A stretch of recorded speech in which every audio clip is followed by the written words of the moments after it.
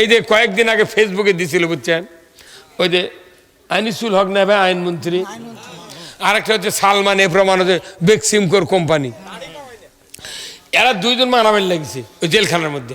ফেসবুকে পুলিশ এটা ছাড়িয়ে দিছে, কছে বুড়া মানুষ তোমরা মারামারি লাগছে গা, তখন সালমান এফরমান করছে মারামারি লাগবো না। ই একটা আইনমন্ত্রী ছিল, খালি বেআইনি কাম করছে। কি বেআইনি করছে? তুই তুই ভোট দিবে দিল না মানুষ, ভোট দিলে আর মানুষ ভোট দিলে আমি দিবি থানো তা বউ চললে কোম্পানি থাকবার পারনি, তুই এমন কাম করছো, কি বিপদ এগুলো রে। তাহলে এত বড় দুনিয়া বাংলাদেশ, এত বড় বাড়ি ঘর, তাহলে ওর কের এখন দুনিয়া হয়নি, সংকীর্ণ হয়নি? আমরা এর কের আগে আমরা যখন জেলত যাওয়া তখন দুনিয়া আমাকে সংকীর্ণ হতেন না? যাই মামলা খায় জেলত যায়, দুনিয়াতে এত জায়গা কোনটির জায়গা হচ্ছে না, সংকীর্ণ জায়গা করে দিত, কথা ঠিক কিনা? হ্যাঁ তখন এটা কার বক্তব্য না আমার কথা? আল্লাহ বললেন দুনিয়া সংকীর্ণ করে দেওয়া হবে, আর আখিরাতে আদালতে তোমাদেরকে আমি অন্ধ করে উঠাবো। কি গজব! অন্ধ করে চোখ দিয়ে উষ্টা লাগে, আর অন্ধ হবি কিয়ামতের ময়দানে। এই অন্ধ জাতির কি খবর হবে? আল্লাহ তাআলা কিয়ামতের ময়দানে বলবেন ওয়ামতাজুল ইয়াউমা আইয়ুহাল মুজরিমুন। সূরা ইয়াসিন আল্লাহ বলছেন কিয়ামতের দিন আল্লাহ বক্তব্য দিবেন, আজকে নেককারের কাছ থেকে বদকারেরা আলাদা হয়ে যাও। যারা পৃথিবীর জমিনে নবীদের বক্তব্য শুনেছে অথচ নবীদের পথে চলে নাই, আলিমদের বক্তৃতা শুনছে অথচ কোরআনের পথে চলে নাই, আজকে আমি আল্লাহ তাদেরকে অন্ধ করে উঠাবো। এই অন্ধগুলি তোমরা এক সাইড হয়ে দাও, আর যারা আমার বিধান মেনেছে, যারা ইসলাম মেনেছে, কোরআন মেনেছে, নামাজ আদায় করেছে, তারা এক সাইড হয়ে যাও। আল্লাহ কোরআনে বলছেন লা ইয়াস্তাবি আসহাবুন নারি ওয়া আসহাবুল জান্নাহ। জান্নাতি হবে এক ধরনের, জাহান্নামী হবে আর এক ধরনের, কথা ঠিক কিনা? প্লেনের ড্রাইভার কোনোদিন বাস চালাতে পারবে না, বাসের ড্রাইভার কোনোদিন প্লেন চালাতে পারবে না। আলাদা আলাদা ড্রাইভার, কথা কোন টাকা আলাদা আলাদা ড্রাইভার। যারা জান্নাতে যাবে তারা হবে এক ধরনের, জাহান্নামে যারা যাবে তারা হবে এক ধরনের। আল্লাহ হুকুম দিবেন, তারা কিয়ামতের ময়দানে জাহান্নামে যাবে, তারা অন্ধ হয়ে উঠবে। আল্লাহ ফেরেশতাদেরকে বলবেন আল কিয়াফি জাহান্নামা কুল্লা কাফারিন আনিদ মুতাদিম মুরিব মাল্লাইল খায়র ইলাহান আখার। এইভাবে 5টা দোষের কথা আল্লাহ তাআলা বলে দিবেন। ও আমার ফেরেশতারা, হাসরের ময়দানে আজকে যত মানুষ হাজির হয়েছে, দুনিয়ার কোথাও গোপন হয়ে কেউ থাকতে পারে নাই, যত মানুষ হাজির হয়েছে এর ভেতর থেকে যাদের ভেতরে 5টা দোষ আছে তাদেরকে ধরে ধরে জাহান্নামে নিক্ষেপ করো। কোথায় নিক্ষেপ করো? জাহান্নামে। জাহান্নামে নিক্ষেপ করো। ফেরেশতারা বলল আল্লাহ কে জাহান্নামী আমরা তো জানি না, কিভাবে চিনব তাদেরকে? আল্লাহ তাআলা বলবেন আমি তো বর্ণনা করে দিয়েছি, তাদেরকে অন্ধ করে উঠাবো। যত কানা আছে এদেরকে ধরো আর জাহান্নামে ফেলে দাও। কানা করো ইনকে ধরে নিয়ে দেবে, কানা মানুষ তো হাঁটতে পারে না, তুমি হর কাটে ফেরেশতাটা নিলে কোথায় ভাই কোন কে তুই এটা নিলে? তো কোথায় আমি আল্লাহ ফেরেশতা কোনটি নিয়ে দেবো? তোকে দোজখত ফেলে দেবো। কে তে মিজান করবি না? আল্লাহ তো কোরআনত কছে ওয়াল ওয়াজনু ইয়াউমাইযিনিল হক, ওজন করার দিনটা সত্য। ফাম্মা মান সাকুলাত মাওয়াজিনহু ফাহুয়া ফি ঈশাতির রাদিয়া। যার নেকির পাল্লা ভারী হবি তাই জান্নাতে যাবি, কম হবি যার নেকির পাল্লা তাই জাহান্নামে যাবি। তা আল্লাহ তো কয় না দেখা করবে না, কথা কমো না, ওজন করবে না, কয়ে তো কি তেল মাখান লাগবে? নবী দিক দিয়ে কথা হতে তুই নবী করে জব করছু, আলেমদের দিয়ে কথা হতে তুই আলেমের কথা বিশ্বাস করিনি।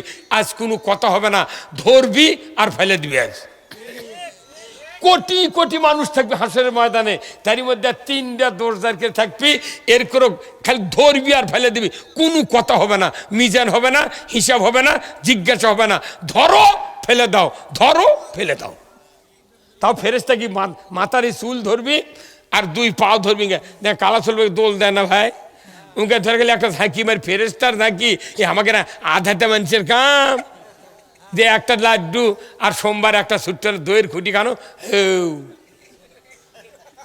ফেরেস্তা খালি একটা ঝুল মেরে ফেলে দিই জাহান্নামের মধ্যে, 500 বছর লাগবে জাহান্নামের তলাত পড়তে। নাউজুবিল্লাহ পড়ে কি নাউজুবিল্লাহ পড়ে লাভ নেই, নামাজ ধরা লাগবে। কতক্ষণ? তাহলে এইভাবে ফেলে দেওয়ার পর যখন হাসরের ময়দানে এই কানাগুলো শেষ হয়ে যাবি, তারপর আল্লাহ তোরা এখন আয়, তোরকে বিচার করবো। তুই তো দুনিয়া তো কানা ছিল, আমার আয়াতক মানিস নি, আমার কথা তুই ভুলে আছিল, আজ তোকে ভুলে গেছি, তুই অন্ধ, লিভাম না, দাউ দাউ করিচ্ছে, চলে যা।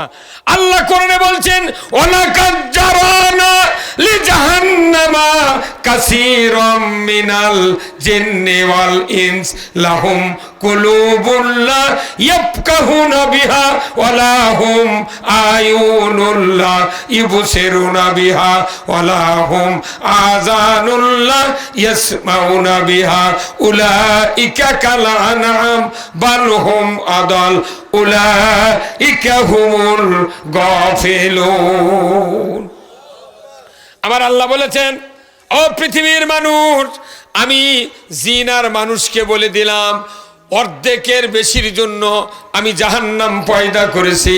এই অর্ধেকের বেশি মানুষ জাহান্নামে যাবে। কার বক্তব্য?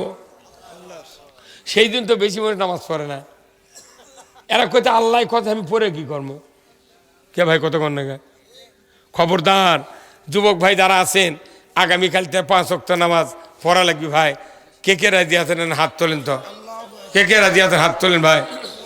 একবার সরাসরি জাহান্নামে দেওয়া লাগবে। তাদের বলছেন আচ্ছা ভোটার হতে কয় বছর লাগে? 18 বছর, তাই না?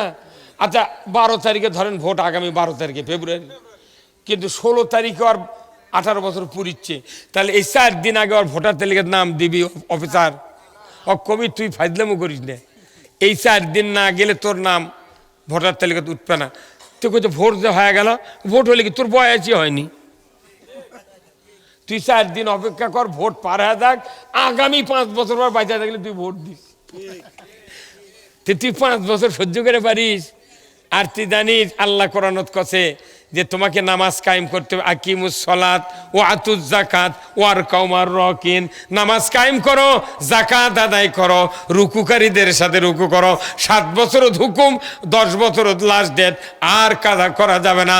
ও আমার ভাইয়েরা, নবীজি বলেছেন মান তারাকাস সালাহ ফালাইসা মিন্নি, যে ব্যক্তি নামাজ তরক করলো সে আমার দলভুক্ত নয়। তাহলে বলুন তো বাংলাদেশে যত মানুষ নামাজ পড়ে না, এরা নবীর দলত থেকে বহিষ্কার।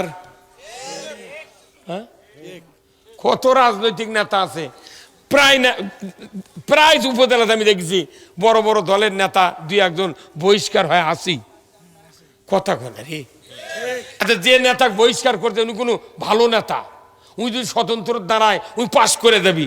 কি যেন একটা দোষ ওই জেলার নেতা কথে, কান ভাঙ্গনি দিয়েছে, ওটি থেকে কথে না এক বহিষ্কার না করলে ই মাথা মারিছে, ই আমার উপর দিয়ে উঠে যাচ্ছে।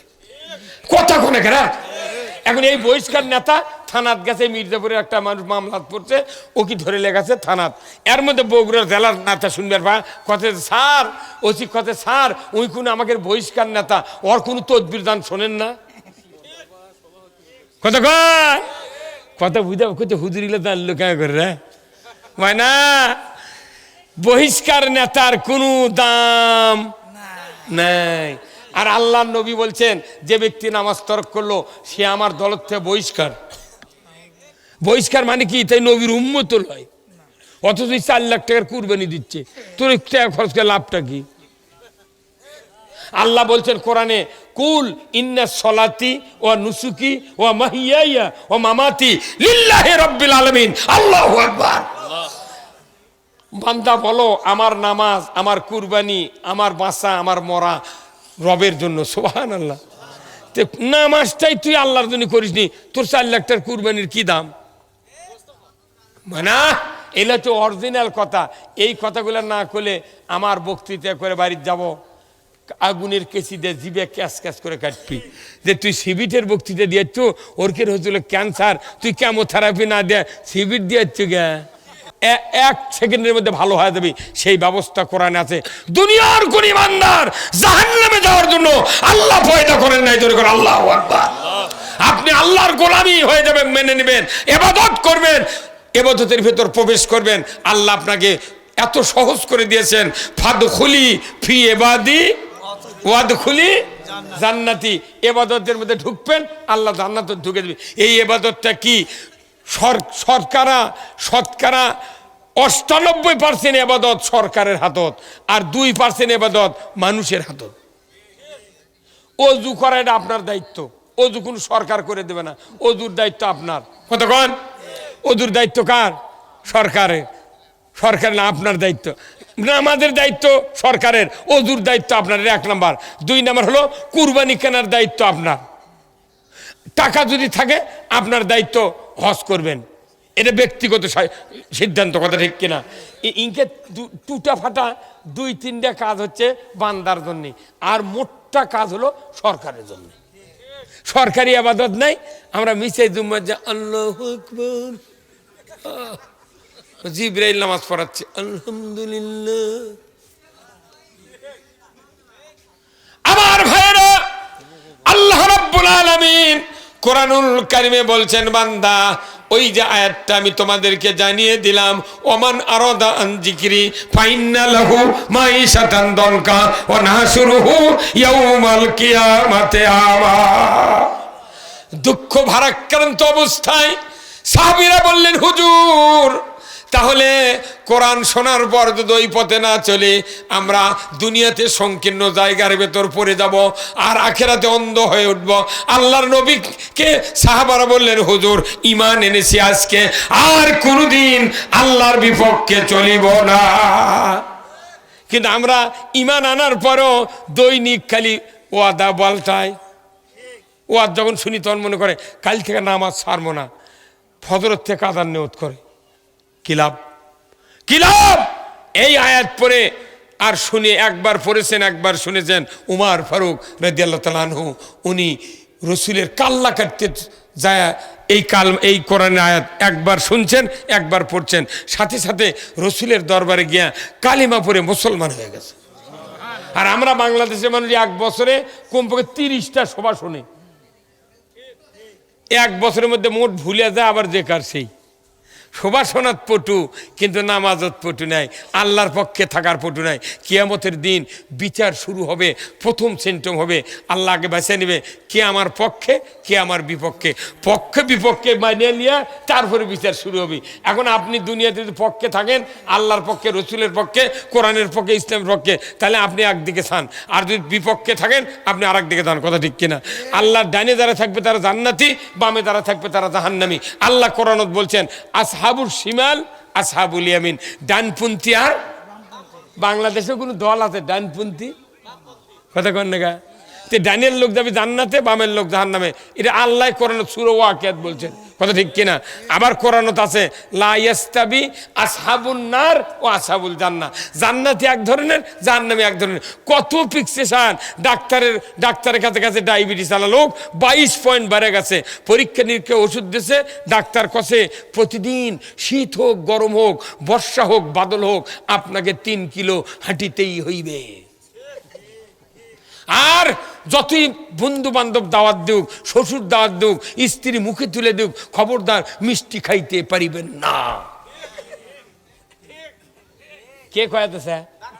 ডাক্তারে ওই কোরআন তো নেই, হাদিস তো নেই, ওই কছে বৃষ্টি খাবেন না, দৈনিক হাঁটবেন, খরা হোক বাদল হোক বৃষ্টি হোক বর্ষা হোক, ওই হাঁটা বাদ দিছে। হ্যাঁ, আজ শ্বশুর বাড়ি যাচ্ছেন, ডায়াবেটিস আলা জামাই, শালা করছে দুলে ভাই একটা মিষ্টি খান, করছে না রে ডাক্তার মানা করছে। সমন্দিদা করছে দুলে ভাই 2টা খান, না রে মনে। আর এক বড় সমন্দিদা করছে চাপে ধরে করছে দুলে ভাই 2টা মিষ্টি না খেলে আমাকে সারিয়ে দেবো না। তখন ওর ভোগ ডাক দেবে, কে রে নইমের মা তোর ভাই চাপে ধরতে গা, ডাক্তার মানা করতে গোল্লা খাও, আমি মর্ম গোল্লা খা। তখন বউ আবার এসে করছে না হয় এত আদর করছে খাইলে কি হবে, তুমি খায় দেখো তো। তখন ওরে শালি বউ তো বদমাইশ, হ্যাঁ কথা কর, এটা আমার ভালো যাচ্ছে না। ডাক্তার মানা করছে মিষ্টি খাওয়া হবে না, 4 জন চাপে ধরছে তাও মুখ দেয় না। আর আল্লাহ কত সুদ খায়ও না, চুরি করো না, জানা করো না, ওই ওটাই করে।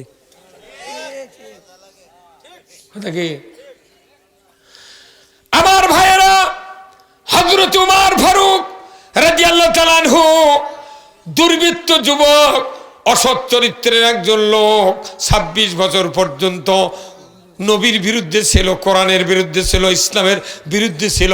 ওই কাফেরেরা তাম মক্কার লোকদেরকে ডাক দিল। আবু জেহেল চিন্তা করলো আর তো পারি না, যাই মুহাম্মাদের কথা শুনে ওই ব্যক্তি নবীর দল ঢুকে যায়, আমার দলে তো লোক থাকবে না, অতএব মুহাম্মদকে দুনিয়াতে বিদায় করতে হবে। কিয়াসরে মক্কাতে কোন যুবক আমি 100 উট দেব, তাড়াতাড়ি করে মুহাম্মাদের কাল্লা কেটে আমি আবু জেহেল আমার হাতে দিয়ে দাও। দুনিয়ার কোনো কাফের বেঈমান শাসক সাহস পায় নাই, কিন্তু খত্তাবের বেটা উমার তরবারি উঁচিয়ে বলল, রে আবু জাহেল, তোমার যদি ওয়াদা ঠিক থাকে নিমিষের ভিতর আব্দুলের বেটার মাথা কেটে তোমার হাতে দিতে পারবো। কি বাট পারে আমার মনে ওই দিন শয়তানের মধ্যে গাল হাত দিয়ে বসিয়ে দিল। এই সাহস কিরে নবী কাল্লা কাটতে যাচ্ছে, তরবারি উঁচিয়ে থাকলো। বলল, আবু জাহেল তোমার ওয়াদা কি ঠিক? বলে, হ্যাঁ ওয়াদা ঠিক। যাও যাও তাড়াতাড়ি করে মুহাম্মাদের মাথা কেটে নিয়ে আসো। এইবার উমার উলঙ্গ তরবারি নিয়ে দ্বীপ্রহের সময় রোদের কিরণে ধার চিকমিক করছে, দিগত বেগে রাগান্বিত অবস্থায় উমার হনহন করে চলে যাচ্ছে তার মাতাবের উপর দিয়ে। আবু বকরের বাড়ির সাইড দিয়া মাতাবে নেমেছে, সাফা মারোয়ার পাহাড়ের মাঝখান দিয়া আবু জেলের বাড়ির সামনে দিয়া যাচ্ছে। হঠাৎ করে মাঝপথে দেখা হয়ে গেছে নঈম নামের ব্যক্তির সাথে। নঈম বলে, রে উমার, এত তীব্র রাগান্বিত অবস্থায় কোথায় যাও? উমার বলে, ভাই তুমি রাস্তা ছেড়ে দাও, আমি যাব আব্দুল্লাহর বেটা মুহাম্মাদের মাথা কাটার জন্য, আমাকে রাস্তা খাটো করিও না, সরে যাও, সামনে যাব। নঈম বলে, রে উমার, এত বড় বোকা তুমি, এত বড় ভুল করছো, তুমি জানো না কার কাল্লা কাটতে যাবে? যে মানুষটাকে আল্লাহ স্বয়ং সিলেকশন দিয়া নবুয়ত দিয়েছে, কোরআন দিয়েছে, ওই মানুষকে তুমি কাল্লা কাটা তো দূরের কথা, তোমার মাথা তার পদতলে বিক্রয় হয়ে যাবে। উমার বলে, নঈম ছেড়ে দাও রাস্তা। নঈম বলল, না রাস্তা ছেড়ে দেব না, তুমি আগে তোমার নিজের ঘর সামলাও। তোমার বোন আর ভগ্নিপতি, যে মানুষটার তুমি কাল্লা কাটতে যাচ্ছ, ওই বোন আর ভগ্নিপতি তার হাতে হাত দিয়া কালিমা পড়ে মুসলমান হয়ে গেছে। তুই তোর বুনোকে আগে বাঁচা, তুই আর কাল্লা কাটা বাদ দে। মেলা মানুষ না ভোট পাইছে, বাপ একজনের ভোট চায়, বেটা আর একজনের চায়। গায়ের মেট করছে, তোরা বাপ বেটাকে ঠিক হ। কি আছে না নাই? এরকম নাই ভাই? বাপ একজনের ভোট চায়, বেটা আর একজনের চায়।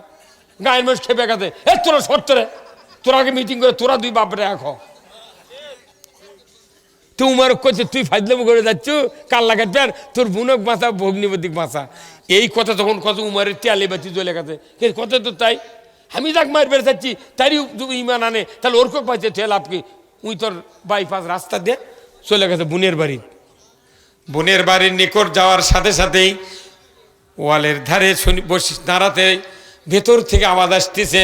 বোন আর ভগ্নিপতি তেলাওয়াত করতেন সূরা তোহার 124 নম্বর আয়াত, ওমান আরাদা আন যিকরি ফাইন্না লাহু মাইশাতান দনকা ওয়া নাহশুরুহু ইয়াউমাল কিয়ামাতি আমা। আরবের লোক আরবি শুনলি অর্থ বোঝে, কথা ঠিক কিনা? বাংলাদেশের মানুষ লেখা নেই পড়া নাই, প্রাইমারি যায় না, কিন্তু যদি ঝগড়া হুড়োহুড়ি লাগে কত প্রকারের গাল ওর মুখ যেমন খুনির মতো বাড়ায়, কথা কন না? আবার অন্য পক্ষ তখন গাইলে মোটটা গাইল বোঝে, উই যদি এক গাল মারে ওই 10টা মারে। তাহলে ওর বাংলাদেশের মানুষ লেখা নেই পড়া নাই, শুনলি বুঝতে পারলো না যে আমার বাবু কি গাইল কেমন, কথা কন না? তো উমার ফারুক হচ্ছে মক্কার লোক, ঠিকই বুঝতে পারছে আরবের ভাষা, আরবি বুঝতে পারছে। এই কথা যদি না মানি তাহলে তো আমি সংকীর্ণ জায়গার মধ্যে থাকবো, আল্লাহ রাখবে, আর কি আমাকে কে মধ্যে নন্দ করে উঠাবে। এই শুনে আরো খ্যাপা, কি রে এত বড় কথা, আচ্ছা টাকা দিয়ে খাওয়াতেছে তোর বাড়ির মধ্যে গেছে, তা তোর বাড়ি উল্টো পিঠ দিয়ে আগে পিঠটা লেগেছে ভগ্নিপতি, তারপরে বুনক, বুনক কেন পরেই পিটিচ্ছে। ভাই না আমার তরবারির আঘাতে ফিরতে ফিরতে ফিরতে এক পর্যায়ে ভগ্নিপতির মাথায় আঘাত লেগেছে, ফিনকি দিয়ে রক্ত বেরিয়ে যাচ্ছে। বোন বলে, ফাতেমা রে ভাই, একই মায়ের গর্ভ থেকে তুমি হয়েছ, আমি হয়েছি রে ভাই, আমার স্বামীকে তুমি মেরো না, শহীদ করে দিও না, ও যদি মারা যায় তাহলে আমি বেদবা হয়ে যাব। তুমি দেখো না তোমার ভগ্নিপতির মাথা ফেটে ফিনকি দিয়ে রক্ত বেরিয়ে যাচ্ছে, খবরদার মারিও না। বোন চেপে ধরেছে, ভাই উমার ভগ্নিপতির মাথার দিকে থেকে দেখে ঝরঝর করে রক্ত পড়ে যাচ্ছে। যখনই তাকাছে রক্তের দিকে, কলিজা নরম হয়ে গেছে। ওই সুযোগে আল্লাহ কোরআনের মোহাব্বত ভেতরে ঢুকায় দিয়েছে। ধরে কলমার হাওয়া সেই ফুলেরই রৌশানিতে আরশ কুরসি রৌশান, সেই ফুলেরই রঙ লেগে আজ ত্রিভুবন জালা। সাহারাতে ফুটল রে ফুল রঙিন গোলে লা লা, সাহারাতে ফুটল রে ফুল। হ্যাঁ দুর্গান মারহাবা। চীনের রসিক ভ্রমর বুলবুল, সেই ফুলের ঠিকানাই। কেউ বলে হযরত মুহাম্মদ, কেউ বা কামলি ওয়ালা। সাহারাতে ফুটল রে ফুল। আল্লাহ রসুল যে গোলাপের ফুলের সুঘ্রাণ হাসনাহানার গন্ধ নিয়েছেন গাড়ি হিরাত থেকে, ওই গন্ধ যার লাকত লাগিছে তাই ইসলামের জন্য পাগল হয়ে গেছে। ওই গন্ধে আমাকে সমাজত বাংলাদেশে বক্তৃতা করে লাগি, সাহাবীরা কাফের ছিলেন, তাদের লাকত গন্ধ লাগিছে কোরআনের, সাথে সাথে ঈমান আনছে। আর আমাদের দেশত খাতনা করা লোক, নামাজ পড়া লোক, হজ করা লোক, কোরআনের আইনের কথা শুনলে উনকা ঈমানের ইসলামের জন্য পাগল হতে দূরের কথা, ও চোখ গরম করে তাকায়। হ্যাঁ কতক্ষণ টাকা কোরআন শোনার পর যার কলিজার ভেতর মৃদু মৃদু হাসি আসবে, আমার রাসূল বলছেন ওই ব্যক্তি জান্নাতি ব্যক্তি। সুবহানাল্লাহ সুবহানাল্লাহ। একটা গরু মালিক যদি খাবার দেয়, তা গরুর গাওয়াত হাত লাগলে মালিক, গরু মনে করে ই আমার মালিক। সকালবেলা মা বোনেরা হাঁসের ঘরে ছেড়ে দেয়, কিন্তু এখনো গুঁড়া মাখায়নি, ভাত লাইনি গামলাত। ওই হাঁস মালিকের পাশে পাশে ঘরে, ওই আপনার মায়ের পাশে পাশে ঘরে। তিন খান্তি যাবি তিন খান্তি, অথচ হাতত গামলা নাই, ভাত নাই, কিছু নাই। মালিকও এত শ্রেণী হাঁস ওই পাশে পাশে ঘরে। পাঙ্গাসের মাছক যাই পালিচ্ছে, দৈনিক ফিটের বস্তা দেয় পুকুর। একদিন যা যদি খালি মালিক হাততালি দেয়, মোটটা পাঙ্গাসর কাছে দেয়। তাহলে পাঙ্গাস ভালো না মানুষ ভালো? পাঙ্গাসক তালি দিলে ধারত আসে, আর আল্লাহর আজান শুনলে মুসল্লি দৌড়ে যায়, সরে যায়। তাহলে ভালো কে? তুই মক্কার আরবের লোক যখনই দেখতে পাচ্ছে রক্ত, বোনের স্বামীর মাথাতে রক্ত বাড়াচ্ছে, আমার আঘাতে এটা মন খারাপ হওয়ার কথা নয়। উই তোপকে কিরে আহা, তখনই আল্লাহ ওই সুযোগে দিলের ভেতরে কোরআনের প্রেম শুরু করে দিয়েছে। ওমর অন্তরটা নরম হয়ে গেল। বোনকে বলে, ফাতেমা ও ফাতেমা, বোন রে ভুল করেছি, কি পড়ছিলে বোন একটু আমার হাতে দিয়ে দাও। বোন বলে, ভাই রে একই মায়ের পেট থেকে বেরিয়েছে, ভাই রে আমি যে জিনিসটা পড়েছি ওটা তোমার হাতে দেওয়া যাবে না, কারণ তুমি কাফের মুশরিক, তুমি নাজাসার, তোমার হাতে পবিত্র খণ্ড কখনই দেওয়া যাবে না। যে জিনিস লেখা আছে পবিত্র জিনিস তোমার হাতে দেওয়া যাবে না। বলে, ভাই বোন রে কি করলে দেওয়া যাবে একটু পড়ি না।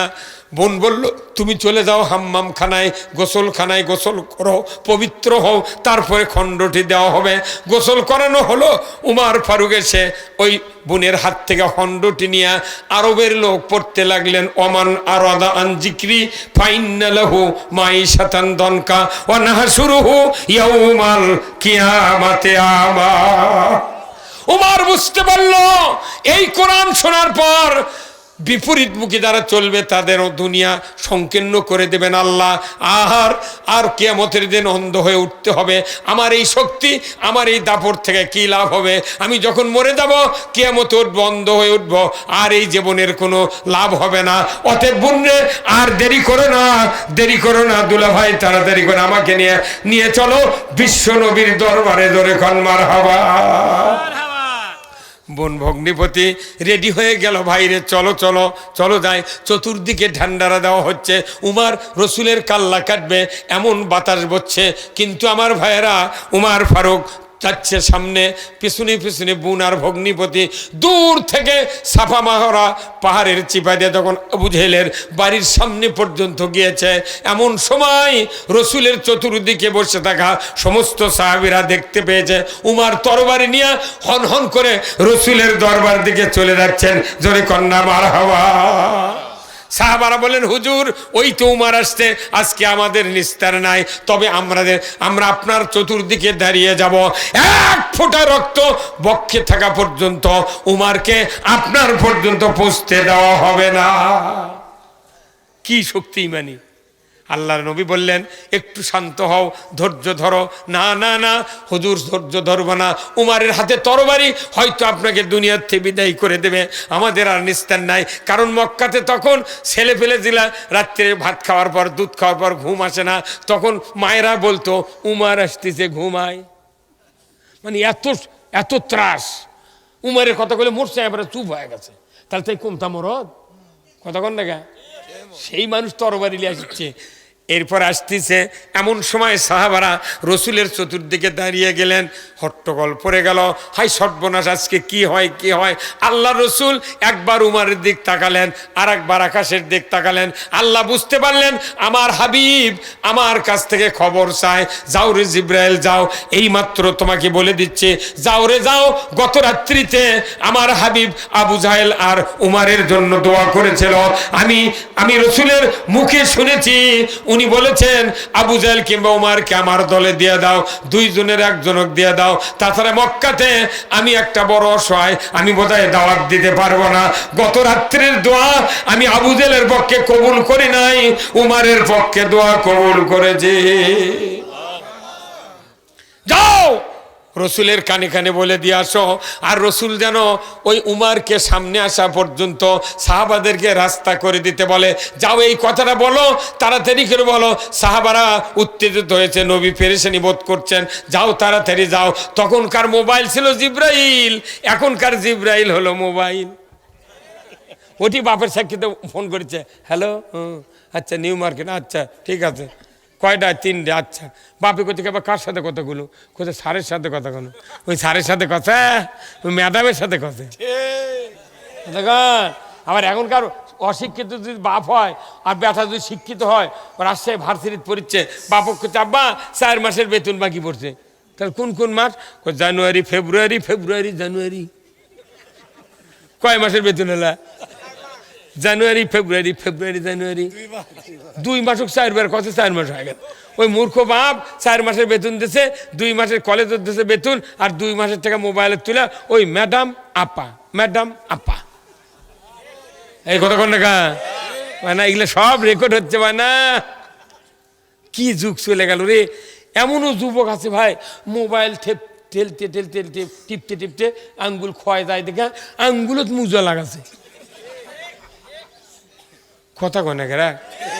আর মোবাইল এমন একটা জিনিস, তার নাই কিছু নাই, একে রাত্রে 12টার সময় মেসেজ করে লিখিছে, জান রক্ত দিয়ে চিঠি লিখিলাম, এদি করে লিপস্টির ভরে লেছে, লিপস্টির রক্ত ভরেলে কোথায় রক্ত দিয়ে চিঠি লিখিলাম, মেসেজ করে লিখে দিয়েছে, খালি ঠেলা মারছি।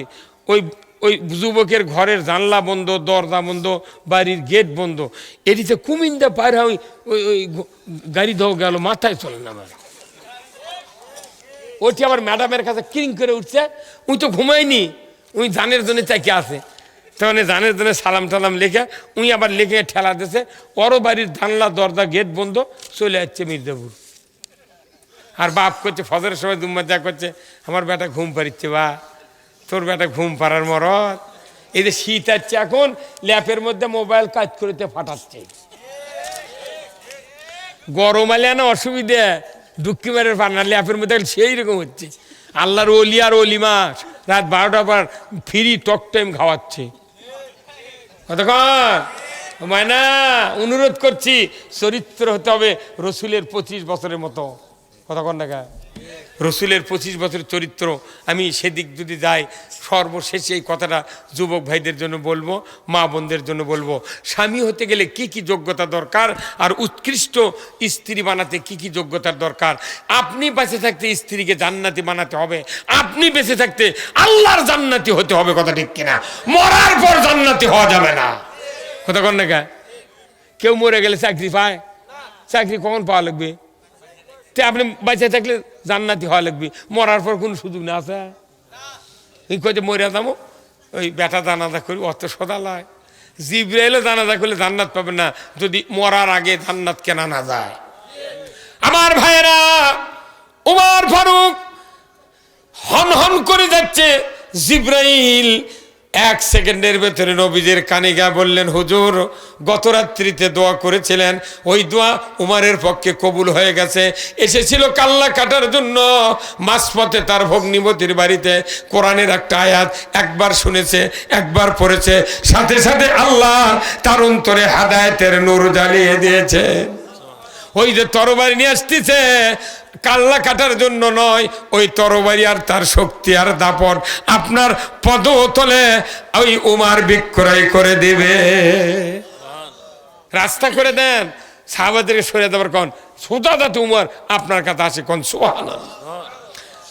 উমার হাঁটতে হাঁটতে রসুলের সামনে হাজির, ডান হাতে তরবারি, নবীর দিক হয় যখন দাঁড়ায়ছে উমার, বাম হাতটা নবী রাসূল উনি ডান হাত দিয়ে ধরে এত জোরে ধমক দিয়েছিলেন, এই উমার তুমি কতদিন এইভাবে থাকবে, এত জোরে চিৎকার দিয়ে ধমক দিয়েছেন রসুল। উমারের থরথরি কাঁপ শুরু হয়ে গেছে, তরবারি মাটিতে পড়ে গেল। উমার কোমরটা হালিয়ে তরবারি হাতে তুলে খাড়া করে ধরলেন, হুজুর এই তরবারি আর মৃত্যু পর্যন্ত কোনোদিন খাপে ঢুকবে না, এই তরবারি আর কোনো খাপে ঢুকবে না। এই তরবারি ইসলামের দুশমন ছিল, মুসলমানের দুশমন ছিল। ওগো আল্লাহর নবী, আমি ভুল করেছি, কাল্লা কাটতে এসেছিলাম, মাঝপথে কোরআনের আয়াতের গন্ধ আমি পেয়েছি, আর নয় হুজুর, আমাকে তাড়াতাড়ি করে কালিমা পড়ে মুসলমান করে দেন, আমি উমার ইসলাম গ্রহণ করব। দেখি কোন বাপের বেটা আপনার কাছে সিনা টান করে দাঁড়িয়ে বাধা দেয়। এই বাংলাদেশে যত বিএনপি আওয়ামী লীগের নেতারা আছে খুব শক্তিশালী, তাই না? এই যে আমাকে বগুড়ার এই যে শেরপুরের একজন মনে করেন সিরাজুল ইসলাম, এসআর পরিবহনের মালিক গোলাম মোহাম্মদ সিরাজ, এনাদের অনেক দিনটা দাপট না, ধনী মানুষ, এগুলা লোক যদি ইসলামের পক্ষে আলো হয়নি, কতদিন ইসলাম কায়েম হয়ে গেল নি। কিন্তু আমরা যতই লেখাপড়া করি দাঁড়িয়ে থাক, তাকে তুই আবার কি করবি, এবার পছন্দ করে না কল যায়। তো এবারে না আল্লাহ জায়গা দিয়েছে, বুঝছেন, হুন্ডার নাকি বাতি চাবি অন করলে সবুজ বাতি জ্বলে না, রাতে রাতে আল্লাহ খালি মানুষের ইমানকে অন করে দিচ্ছে। কালা ছিল 10 জন, আজ দুপুরের সময় দেখি 23 জন, কতক্ষণ দেখা। এইবার আল্লাহ নিজে হাতে বাংলাদেশ হাতত লেছে, কতক্ষণ দেখা। ওই মুসা আলাইহিস সালাম 12,000 পাটি লিয়া সাহাবি করে গিয়া ওই লোহিত সাগর পার হওয়ার পারল হয়নি। আল্লাহ খালি মুসা কষে, মুসা তোর সাহাবিরা যে ভয় দেখাচ্ছে, এখন পেছনে ফেরাউন, ডাইনে সাগর বামে সাগর সামনে সাগর, তুই কোন দিয়ে যাবো, এখন তো মর্ম মুসা তুমি আমাকে বেকাদাত ফালা লেগা। তা এই সাহাবিরা তখন ইঙ্গা চাপ দিছে, তখন আল্লাহ জিবরাইলের কথা যা এখনই মুসা ক ওই আর 4 হাত পর দরিয়া, ওই দরিয়ার ধারত যায়, হাতত যে লাঠি আছে ওই লাঠি দিয়ে একটা বাড়ি দিবার ক, আল্লাহু আকবার। একবারই দিছে, একবারে আল্লাহ 12টা রাস্তা করে দিছে।